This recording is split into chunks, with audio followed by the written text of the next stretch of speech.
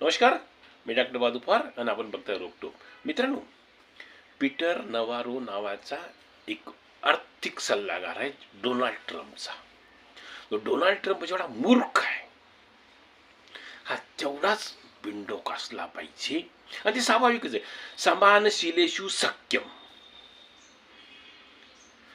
त्या Peter Navarro या गाढवाने सांगितलं की म्हणे रशियाकडून तेल घेऊन भारत विकतो आहे, त्याच्याने ब्राह्मणांचा फायदा होतो आहे.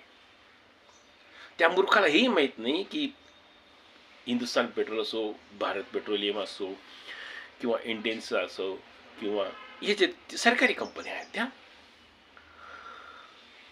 अंबानी परिवारचं जे आहे ते खाजगी आहे. नायरा जे आहे ते रशियाचं आहे.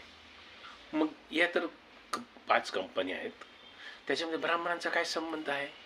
पण तो कदाचित तथाकथित साम्यवादी असला पाहिजे आणि त्यांना सगळा दोष खापरांडी ब्राह्मणावर फोडायचे असते, त्यांना बदनाम करायचं असतं. तसंच त्या मूर्खाने सांगितलेलं आहे. आणि असे जर मूर्ख बिंडोक लोक जर डोनाल्ड ट्रम्पने जवळ ठेवला असतील तर अमेरिकेचं काही भवितव्य खरं नाही आहे. धन्यवाद. नमस्कार.